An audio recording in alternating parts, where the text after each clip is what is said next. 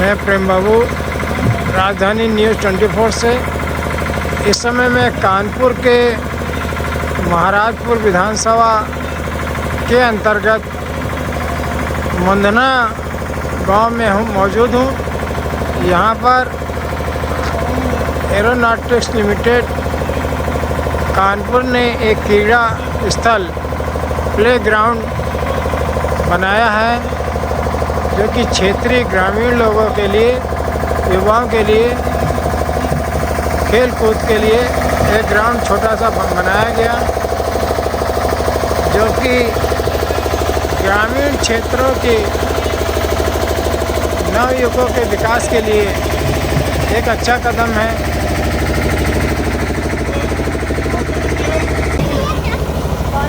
इस ग्राउंड के अंदर अभी फिलहाल छोटे 2 रूम व एक लैट्रिन बाथरूम का भी निर्माण किया गया है। आप देख रहे हैं जहाँ तक ये जाली लगी हुई है, वहाँ पर ये प्लेग्राउंड, बुद्धा प्लेग्राउंड बनाया गया है, जहाँ पर आज माता सावित्रीबाई फुले जी का, उनके जन्म उत्सव प्रोग्राम मनाया जा रहा है, जो कि क्षेत्रीय निवासियों के अलावा साथ साथ कानपुर के काफ़ी संख्या में महिलाएं, पुरुष, बच्चे भी मौजूद हैं। बड़ी बुरी चीज है, जिन्हें आप धर्म मानते हो वो धर्म नहीं है, वो अंतरराष्ट्रीय राजनीतिक संप्रदाय है, जिसके माध्यम से हम आप लोगों को बांधा गया है। एक निश्चित कैरिकुलम है, फ्रेमवर्क है, उस फ्रेमवर्क में आपको सेट कर दिया गया और हम उसमें सेट होते चले गए। भारत का 99% व्यक्ति बुद्धिज्म को जीता है, लेकिन हम बुद्धिज्म को जानते नहीं। बुद्धिज्म एक संतुलन है समाज का, परिवेश का। यदि अगर हम इसको विज्ञान की दृष्टि से सोचे कि हमारी पृथ्वी जब घूमती है तो वो सेंट्रीफ्यूगल फोर्स का प्रयोग करती है, वहीं पर सूर्य हमारा अट्रैक्टिव फोर्स, ग्रेविटी फोर्स का जो है प्रयोग करता है। तो जो ग्रेविटी फोर्स और सेंट्रीफ्यूगल फोर्स जब दोनों एक साथ काम करते हैं, यानी सकारात्मक ऊर्जा और नकारात्मक ऊर्जा सब साथ करती है, तो एक बैलेंस स्थापित होता है। और बैलेंस में जिया हुआ व्यक्ति कभी जीवन में हार नहीं सकता।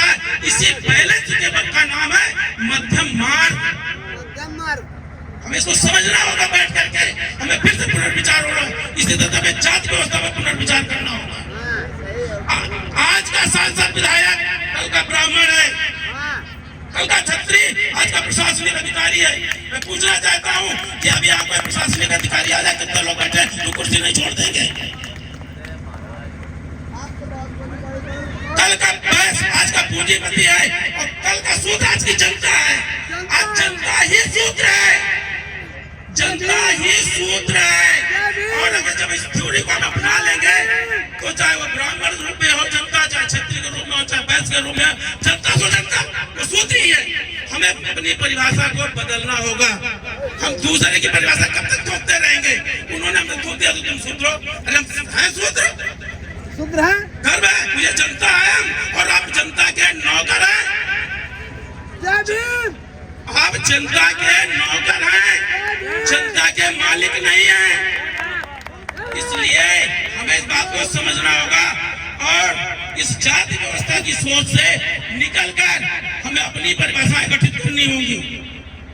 हमें वो चीजें जो मैं बार बार कहता रहा हूँ, हमेशा कहता हूँ कि जाति, एक सवाल पूछता हूँ आप लोगों से, दुनिया का ऐसा कौन सा शासक और नेता है जो अपनी जनता को सक्षम, संपन्न और बुद्धिमान बनाकर उस पर राज कर सकता है? अगर जब आप इस बात को मानते हो कोई नहीं है, तो शासकों द्वारा थोपी गई हर नीति, हर व्यवस्था आपके खिलाफ होगी, आपके समर्थन में नहीं हो सकती है। चाहे वो विद्यालय हो, चाहे स्वास्थ्य विभाग हो, चाहे कुछ हो। कितने लोगों को यह पता हुआ कि भी कोरोना नाम की फर्जी बीमारी आप पे थोपी गई, आपको वैक्सीनेशन थोपा गया और आप दर उठा कर देख लीजिए कि कितने प्रतिशत हार्ट अटैक, ब्रेन अटैक शुरू हो गए। जब मैं बराबर चिल्लाता रहा, बराबर लिखता रहा, लेकिन लोग 5 किलो के चक्कर में, हम नौकरी के चक्कर में, देखिए, मैं 1 लाख की नौकरी के चक्कर में वैक्सीन ठुकवा लिया और आपने 5 किलो के चक्कर में वैक्सीन ठुकवा लिया। मैं भी हार्ट से पीड़ित, आप भी हार्ट से पीड़ित। धन्यवाद।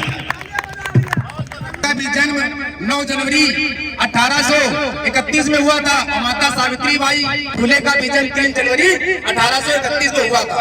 इन्होंने प्रथम स्कूल महिलाओं के लिए 1848 में खोल दिया था और उसके बाद महिलाओं की शिक्षा को विशेष ध्यान देते हुए 18 स्कूल खोले। तो मैं अपने समाज के लोगों से कहना चाहता हूँ, किसी दूसरे को दोष मत दो, अपनी कमियों को दूर करो। हमारे बाबा साहब ने कहा था, शिक्षा वह सैन्य का दूध है जो पिएगा वही दहाड़ेगा। तो पहले शिक्षित हो, संगठित हो, संघर्ष करो, तभी सफलता मिलेगी, वरना ऐसे मिलने वाली नहीं है। हमारे समाज के लोग दूसरों को दोष दिया करते हैं, उसने ऐसा कर दिया, उसने वो ऐसा कर दिया। अरे भाई, जब आप जानते हो उसने वो ऐसा कर दिया तो वो कमी आप न करो। अगर ऐसे लड़ते रहोगे, बाबा साहब ने कलम की दम पर पूरी दुनिया जीत ली।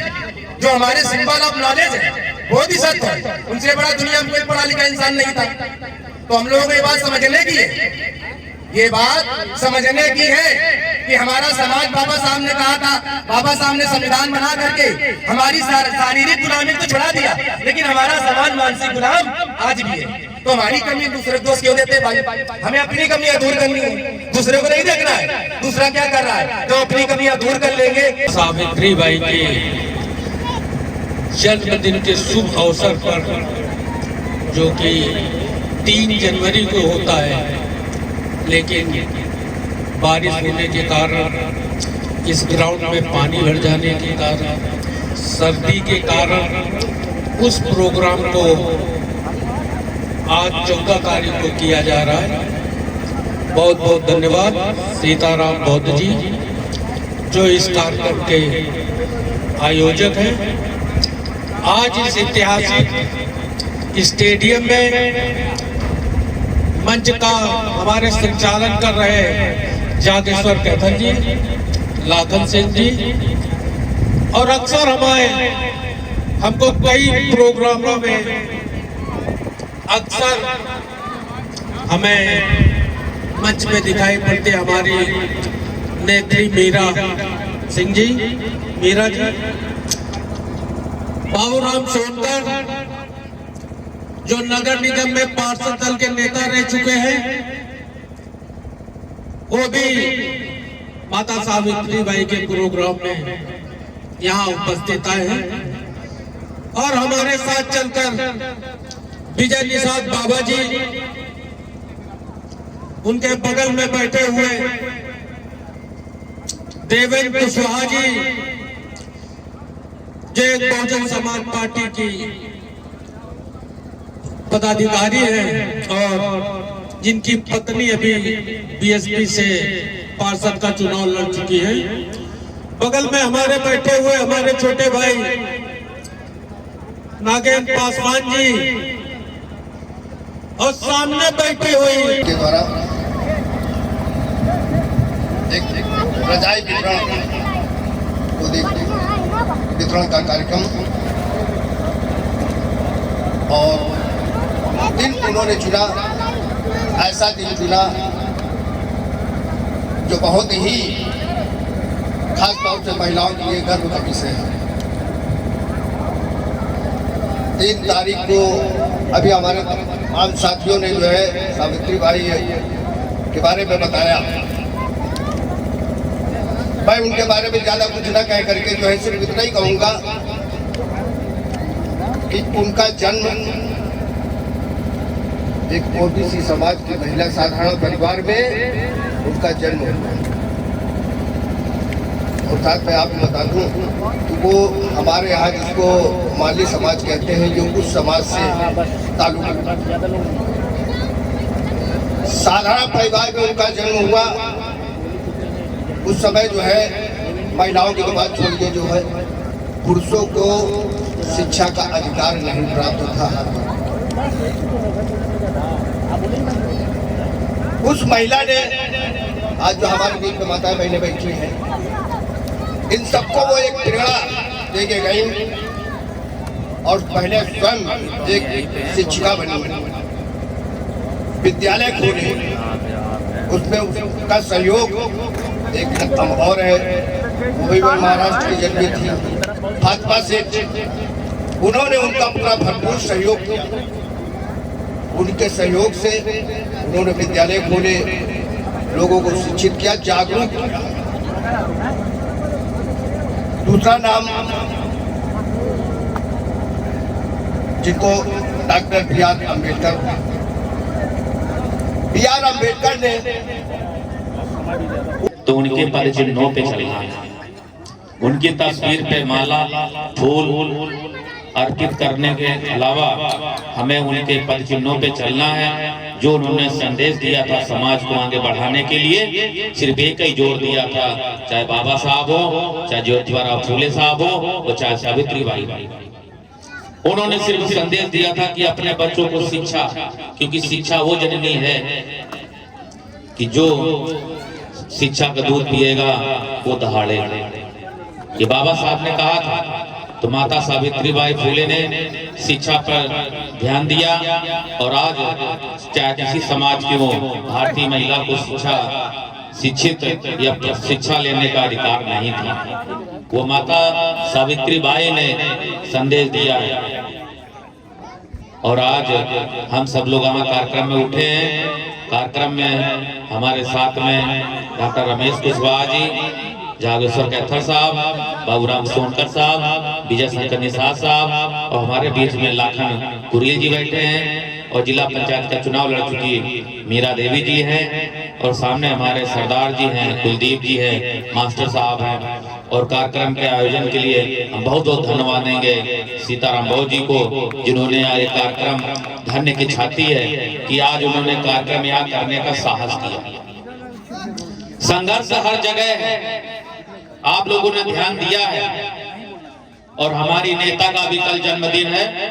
हम सभी अपने बहुजन समाज पार्टी के कार्यकर्ताओं से निवेदन करेंगे कि वो सब कानपुर में मनाया जा रहा अंजलि पार्टी लॉन में, सब लोग समय से 11 बजे का कार्यक्रम है, समय से पहुंचे वहां पे, और जरूर पहुंचे, क्योंकि हमारी नेता का जन्मदिन है। वहां उत्साह से पहुंचे और कार्यक्रम को सफल बनाएं, सबसे निवेदन करेंगे। और एक ही बात है कि समानता, बंधुत्व, एकता का।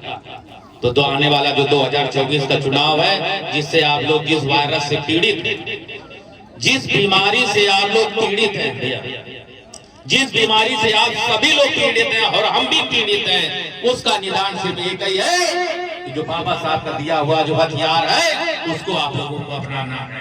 वो आने वाला समय इनको सत्ता से हटाने का काम करना है, और आने वाला समय जो 2024 का है, हम सब लोग नाम के 85% न रहे, हम सब लोग एक होकर के आने वाला 2024 में इस देश की सरकार को बदलने का काम करें। बस इसी आह्वान के साथ में अपनी बात को विराम दूंगा। जय भीम, नमो होता है, जय भीम।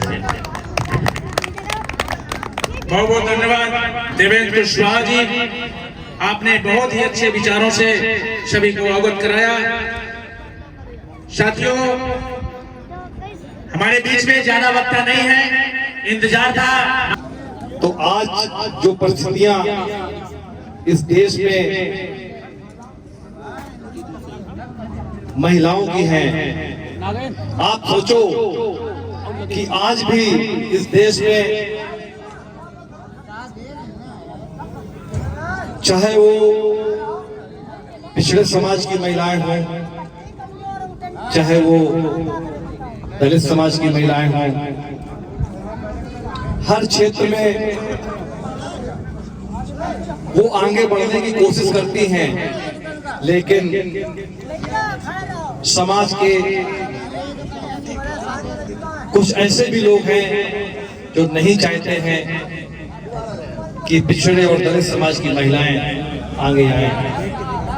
सोचो, आज से लगभग 200 वर्ष पहले सावित्रीबाई फूले जी, जिनकी 9 वर्ष की उम्र में शादी हो गई थी, मुझे एक प्रकरण याद आता है। सावित्रीबाई फूले जी गांव के बाहर एक पेड़ के नीचे कुछ महिलाएं ईसाई धर्म की थी, वो कुछ किताबें पढ़ रही थी, अपने प्रभु को याद कर रही थी। तो तो सावित्री बाई फुले जी 9 साल की बच्ची कितनी बड़ी होगी, चुपके से डरे हुए सहमे हुए तरीके से जाकर वो सुनने लगी। उन महिलाओं ने सावित्री बाई को बुलाया, आओ बेटा आओ आओ। बात कहूंगी कि जितनी भी माताएं और बहनें यहाँ पर उपस्थित हो, जितने भी हमारे पुरुष भाई उपस्थित हैं, आप अपने बच्चों को शिक्षा जरूर दीजिए। और मैं एक बात कहना चाहूंगी कि जब कोई नवविवाहित बहू घर आती है, क्योंकि मैंने गाँव में स्थितियाँ देखी है कि जब कोई भी नई नवेली बहू आती है तो आपके उस परिवार का ये फर्ज बनता है, अगर वो शिक्षित नहीं है तो पहला दायित्व आपका बनता है, आप अपने घर से उस बहू की शुरुआत करिए, उसको पढ़ाइए, उसको लिखाइए, ताकि जब वो शिक्षित होगी तो वो अपना बच्चा भी आगे बढ़ा पाएगी। तो पहली पाठशाला आपको अपने बहू की शिक्षा के रूप में अपने हर एक परिवार की बहू को पढ़ाना होगा।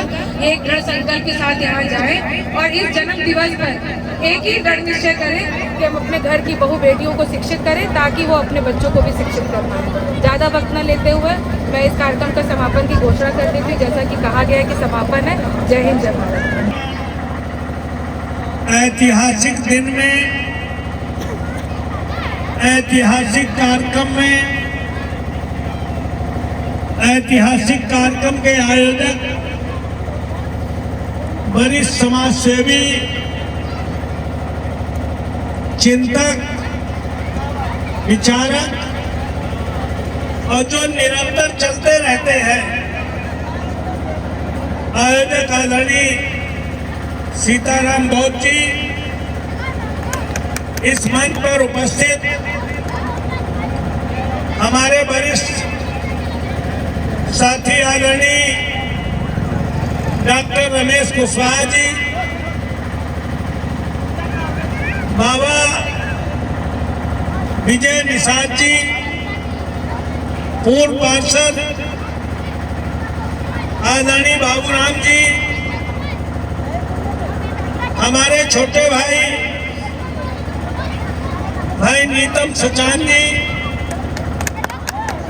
हमारी बेटी प्रतिभा पाल अटल जी,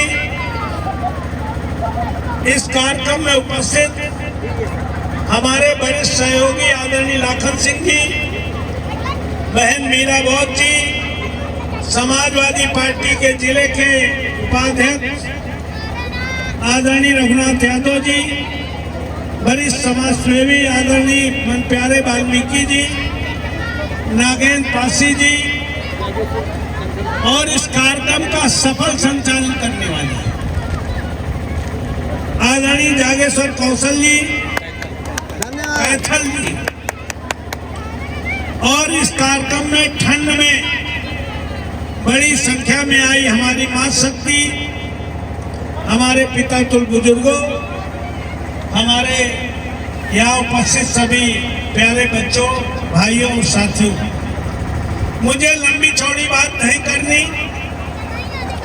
इस देश के पहले विद्वान, विश्व के 5वें विद्वान, इस देश के संविधान निर्माता बाबा साहब अम्बेडकर ने कहा था,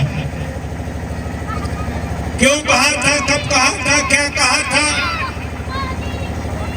तब कहा था जब इस जानवर तो पानी पी सकता था, घुस सकता था, लेकिन इंसान कहे जाने वाले व्यक्ति को तालाब में घुसने की इजाजत नहीं थी। तब बाबा साहब ने महान तालाब का आंदोलन शुरू किया। जब बाबा साहब को उच्च शिक्षा प्राप्त करने के बाद संविधान बनाने का मौका मिला, तो उन्होंने एक वोट रानी और महारानी के वोट की कीमत बराबर करके इस धरती पर जो सनातन लाना चाहते हैं, जो सतयुग में नहीं हुआ, जो द्वापर में नहीं हुआ, जो त्रेता में नहीं हुआ, वो बाबा साहब अम्बेडकर ने 26 नवंबर 1949 को एक वोट का अधिकार देकर समूचे भारत में स्वर्णिम युग की शुरुआत करने का काम किया था। उन्होंने वोट का तो अधिकार दे दिया, लेकिन वो जानते थे कि समाज में 6,743 जातियां हैं, जातियों में उपजातियां हैं। अगर इनमें भाईचारा ना बना तो जो मेरा सपना है प्रधान से लेकर प्रधानमंत्री वो बनेगा। जिनके वोट ज्यादा होंगे तो बन नहीं पाएंगे। दुर्भाग्य है 76 साल आजादी के बाद उनका शासन है, जिनके मुट्ठी भर लोग हैं, जिनका मुट्ठी भर वोट है, हमें हिंदू बनाकर, हिंदू मुस्लिम में खाई पैदा करके, हमें समाजों में बांट करके अपना उल्लू सीधा करने का काम कर रहे हैं। तब बाबा साहब अम्बेडकर ने कहा था कि ये दलित समाज के लोग, पिछड़े वर्ग के लोग, ये मुस्लिम और सर्वहारा वर्ग के लोग आपस में खान पान न करें कोई बात नहीं, आपस में रोटी बेटी का संबंध न करें कोई बात नहीं। जैसे आज मां सावित्री बाई फूले के जन्मदिन के बहाने मंधना के इस स्थल पर हम बैठे हैं, ऐसे किसी न किसी बहाने बैठना शुरू करें। जय हिंद, जय भारत। देश का पहला विद्वान, विश्व का 5वां विद्वान, इस देश का संविधान निर्माता कोई छोटी मोटी बात नहीं कर रहे थे।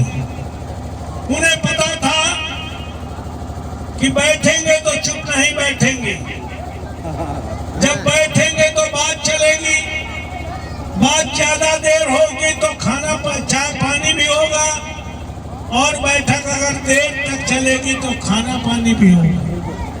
और अगर बैठ के लगातार चलती रहे तो दलितों में, पिछड़ों में, अकिलियत और सर्वहारा वर्ग के लोगों में इतना भाईचारा बन जाएगा कि जात खत्म हो जाएगी और रोटी और बेटी के संबंध भी होना शुरू हो जाएगा। चूंकि मैं जानता हूं जात जैसी कोई चीज है नहीं। जात जानवरों में देख सकते हो, जात पक्षियों में देख सकते हो, जात पेड़ पौधों में देख सकते हो, मनुष्य में कोई जाति नहीं हो सकती है। समूची धरती में जितने ब्लड ग्रुप हैं, जो भारत में है वही पूरी दुनिया में ब्लड ग्रुप पाए जाते हैं। अगर ऑस्ट्रेलिया और इंडिया का मैच हो रहा हो और कोई ऑस्ट्रेलिया का खिलाड़ी घायल हो जाए, खून की जरूरत पड़ जाए, तो ऑस्ट्रेलिया में खून लेने जाएगा कि भारत के किसी ब्लड ग्रुप को खून लेकर वो जिंदा हो जाएगा। भारत से लेगा। जब भी तुम्हें डॉक्टर बताता है कि फला ग्रुप का खून ले आओ, तो तुम खून ढूंढी है कि जाती ही नहीं। ये जात कब थी?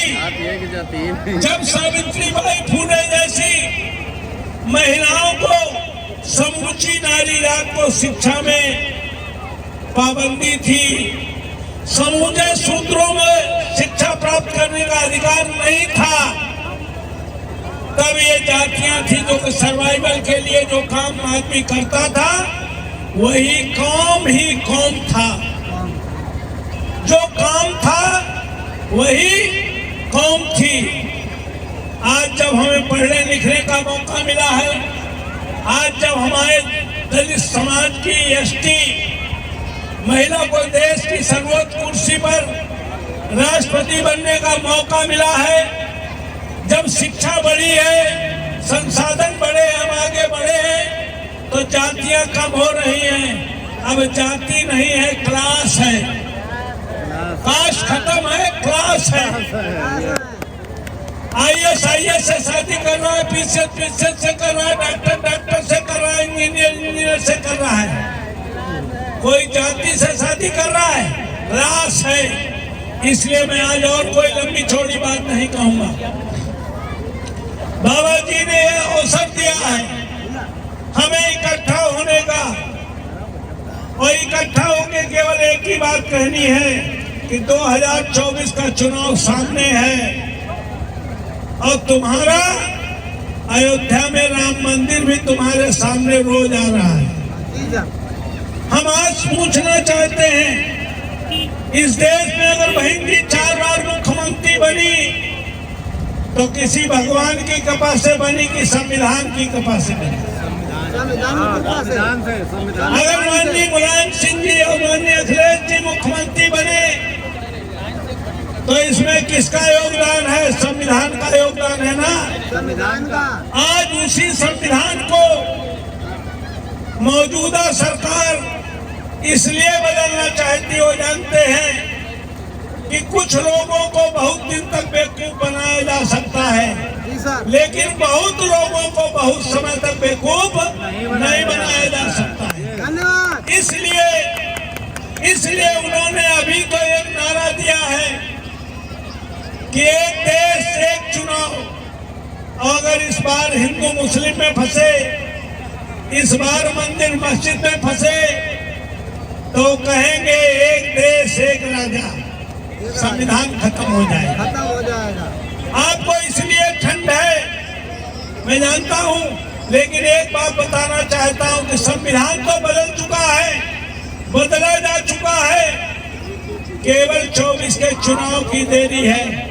3 दिन के संसद सत्र में संगरोल जो राजतंत्र का प्रतीक है, उसकी स्थापना नए संसद भवन में कर दी गई है, जो राजतंत्र का प्रतीक है।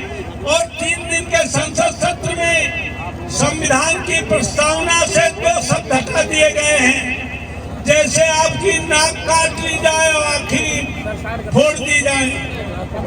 तो इसलिए संविधान में धर्मनिरपेक्ष और समाजवाद जैसे शब्द हटा दिए गए हैं। अब 24 के चुनाव में आपको सोचना है, हम हिंदू मुस्लिम में न पड़े, हम मंदिर मस्जिद के चक्कर में न पड़े। 24 का चुनाव एमपी बनाने का चुनाव नहीं है, 24 का चुनाव बाबा साहब अम्बेडकर के संविधान बचाने का चुनाव है। उसको बचाने का संकल्प लेके जाओगे, यही सावित्रीबाई फूले के पर सच्ची श्रद्धांजलि होगी। ठंड बहुत है, पुनः आयोजक साथियों को बहुत बहुत बधाई देते हुए अपनी माणिक विराम देता हूँ। जय भीम, जय भारत, जय संविधान। शिवराम थरेपा, इसके बाद लक्ष्मण प्रसाद।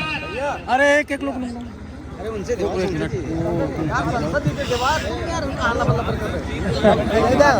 1 मिनट रुको, उनको बुलाओ। 20 सेकंड।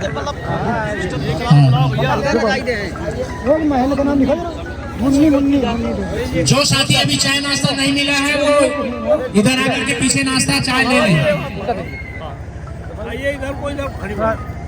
जो साथी चाय नाश्ते के लिए छूट गए पीछे आकर ले लें।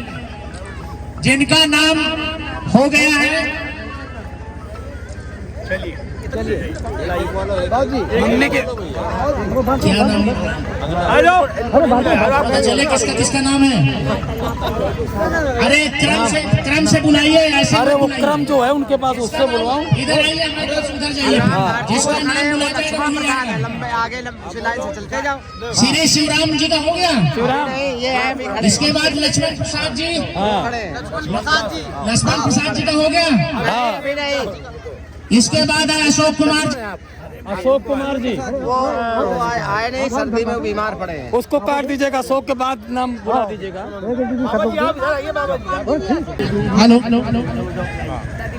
हेलो माता जी। इसके बाद गीता देवी,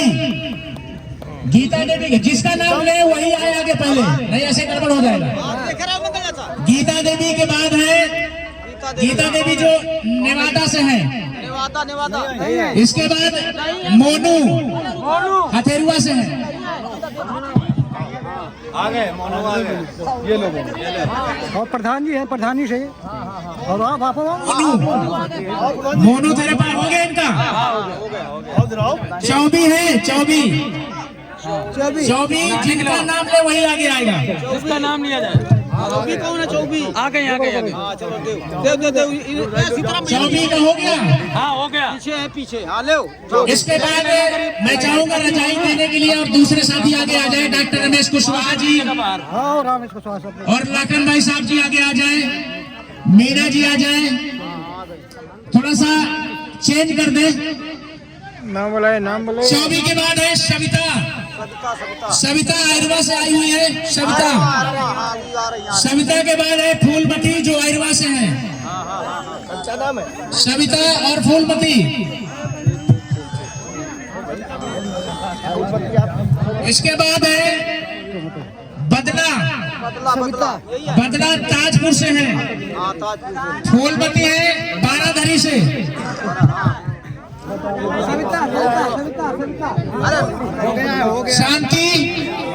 शांति बाराधरी से है। धर्मदास ताजपुर से है।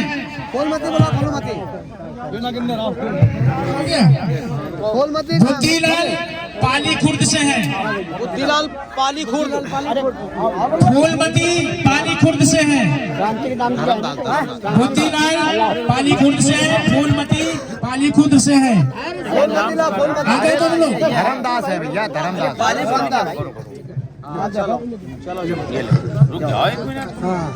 इसके बाद पूनम पालेपुर से है। पूनम पालेपुर। राम कुमारी पालेपुर। चलो पालेपुर पकड़ो पालेपुर। शांति का नाम आया है।